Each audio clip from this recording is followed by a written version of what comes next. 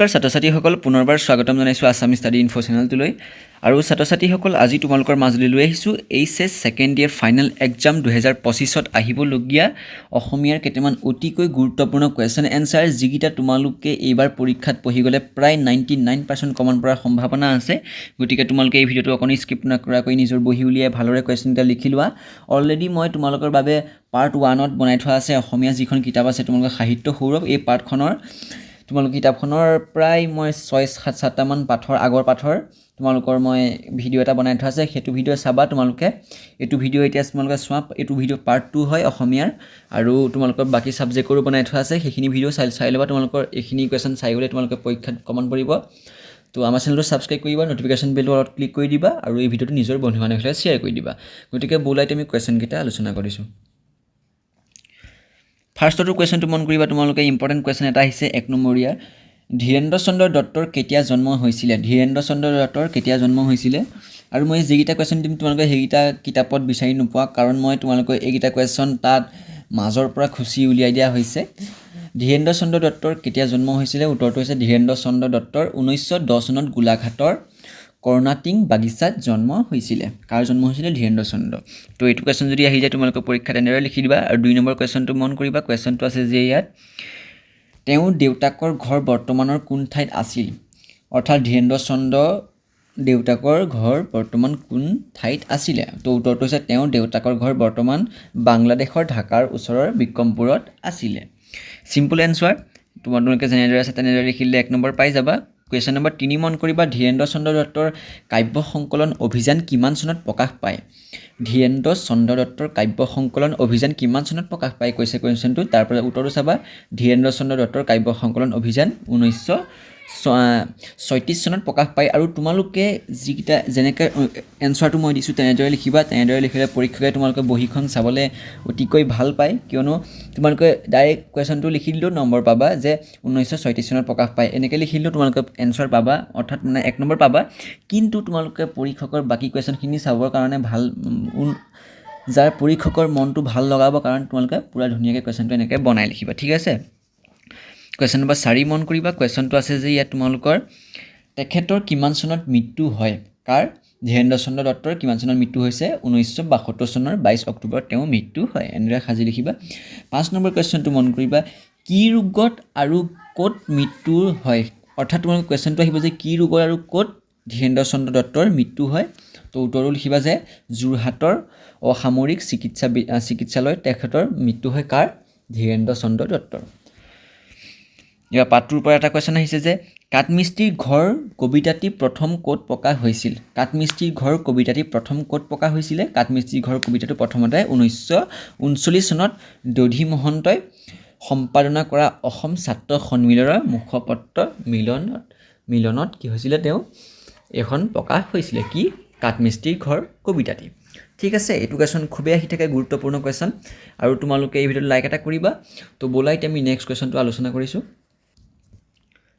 Next পাঠৰ এটা question আহিছে, কেশৱ মহন্তৰ প্ৰথম কবিতা পুথিখনৰ নাম কি? কেশৱ মহন্তৰ প্ৰথম কবিতা পুথিখনৰ নাম কি? প্ৰথমতে মই তোমালোকৰ 1 নম্বৰ কুৱেশ্যন দিছোঁ, তাৰপাছত তোমালোকৰ লং কুৱেশ্যন দেখাম। 2 নম্বৰ 3 নম্বৰ সকলোখিনি নম্বৰে তোমালোকে কুৱেশ্যন এনচাৰ পাই যাবা। উত্তৰটো চাবা, কেশৱ মহন্তৰ প্ৰথম কবিতা পুথিখনৰ নাম হৈছে আমাৰ পৃথিৱী। 6 নম্বৰ কুৱেশ্যনটো মন কৰিবা। জয়ন্তী আলোচনীৰ সম্পাদক কোন আছিল? জয়ন্তী আলোচনীৰ সম্পাদক কোন আছিলে? উত্তৰটো হৈছে কমল নাৰায়ণ দেৱ আৰু চক্ৰেশ্বৰ ভট্টাচাৰ্য আছিলে জয়ন্তী আলোচনীখনৰ প্ৰথম সম্পাদক। 9 নম্বৰ কুৱেশ্যনটো মন কৰিবা। কুৱেশ্যনটো আছে যে ৰামধেনু আলোচনীৰ সম্পাদক কোন আছিল? ৰামধেনু আলোচনীৰ প্ৰথম সম্পাদক কোন আছিলে?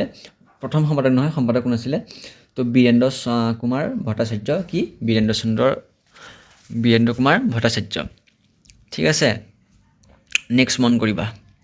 কেশৱ মহন্তই শিশুৰ বাবে ৰচনা কৰা 2খন পুথিৰ নাম লিখা। কেশৱ মহন্তই শিশুৰ বাবে ৰচনা কৰা 2খন পুথিৰ নাম লিখিব কৈছে। তো এইটো কুৱেশ্যন আহিব পাৰে। উত্তৰটো চাবা, ওলমা ঘৰ আৰু মা আমি শদিয়ালৈ যামেই আছিলে কেশৱ মহন্তই শিশুসকলৰ বাবে ৰচনা কৰা 2খন পুথি। ঠিক আছে, এইকেইটা হৈছে শ্বৰ্ট কুৱেশ্যন। তোমালোকে ভালদৰে মন দি কুৱেশ্যনটো চাবা।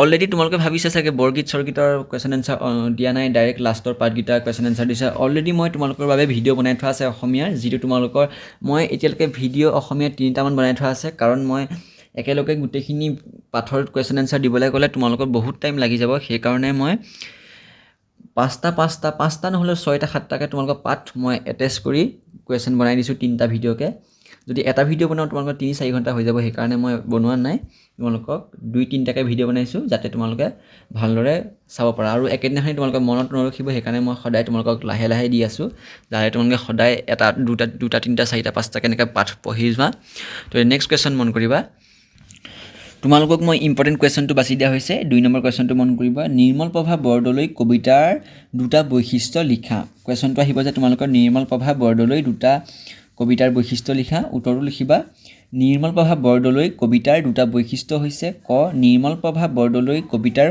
শব্দসজ্জা তথা চুটি কাব্যিক বাক্যৰ এক গভীৰ মনৰ ভাৱ নিহিত থাকে খ নম্বৰ অপশ্যনটো আছে নগৰীয়া জীৱনৰ প্ৰতি বিদেশ আৰু গাঁৱলীয়া জীৱনৰ প্ৰতি আকৰ্ষণ তেওঁৰ কবিতাসমূহত প্ৰকাশ পায় এইকেইটা যিকেইটা তোমালোকৰ দুটা মই দিছোঁ বৈশিষ্ট্য এইকেইটা অতিকৈ গুৰুত্বপূৰ্ণ তোমালোকে নিজৰ বহীত লিখি লোৱা পাৰিলে তোমালোকে ভিডিঅ' ডাউনলোড কৰি পাছত তোমালোকে ভালদৰে লিখিবা ৰখাই ভিডিঅ'টো ঠিক আছে এইটো কুৱেশ্যন ভালদৰে চাবা তোমালোকে এইবাৰ তোমালোকক মই 3টা তোমালোকক দিছোঁ চমুটোকা এইকেইটা চমুটোকা তোমালোকৰ এইবাৰ পৰীক্ষাত আহিব চ' তোমালোকে ভালদৰে চোৱা চমুটোকাকেইটা আছে যে এটা আছে দিব্যা স্বপ্ন আৰু এটা আছে বীৰ পূজা আৰু এটা আছে অপৰাধ পৱন কিশোৰ এইকেইটা মই তোমালোকক দি দিছোঁ তোমালোকে লিখি লোৱা ভালদৰে এইকেইটা অতিকৈ গুৰুত্বপূৰ্ণ হয় ঠিক আছে এইকেইটা ভালদৰে চাই লোৱা গাইনীটো তোমালোকে ৰখাই লৈ ভিডিঅ'টো লিখি ল'বা ভালদৰে লিখি লোৱা এইটো ভালদৰে লিখি লোৱা কুৱেশ্যন তোমালোকে এইটো পৰীক্ষা যদি আহে তোমালোকে 4 নম্বৰ আহিব চ' তোমালোকে 4 নম্বৰ পাই যাবা নহ'লে 5 নম্বৰ আহিব পাৰে কোনো কথা নাই 5 নম্বৰটোৰ কাৰণেও এইটো টপিক লিখিলে তোমালোকে ফুল মাৰ্ক পাই যাবা বীৰ পূজাটো লিখি ল'বা বীৰ পূজাটো ভালদৰে লিখা লিখি লৈছা ভালদৰে ৰখাই লৈ ভিডিঅ'টো চামানলগে লিখি ল'বা আৰু তাৰপাছতে আছে অপৰাধ পৱন কিশোৰ এইটো ভালকৈ লিখি লোৱা ভিডিঅ'টো ৰখাই লিখি লোৱা ভালদৰে আৰু এই ভিডিঅ'টো লাইক এটা কৰি চেনেলটো ছাবস্ক্ৰাইব কৰিবা তো আজিলে ভিডিঅ'টো ইমানেই আজি ভিডিঅ'টো তোমালোকৰ বাবে মই যিটো তোমালোকৰ পাঠৰ একেবাৰে শেষৰ পাঠকেইটাৰ কুৱেশ্যন এনচাৰ লৈ আহিছোঁ গতিকে তোমালোকে ভিডিঅ'টো ভালদৰে নিশ্চয়কৈ শ্বেয়াৰ কৰিবা নিজৰ বন্ধু বান্ধৱীসকলে আৰু কিবা যদি বুজি নোপোৱা মোক কমেণ্ট বক্সত জনাবা মই তোমালোকক নিশ্চয়কৈ উত্তৰ দিবলৈ চেষ্টা কৰিম ঠিক আছে তো আজিলে ভিডিঅ'টো ইমানেই ধন্যবাদ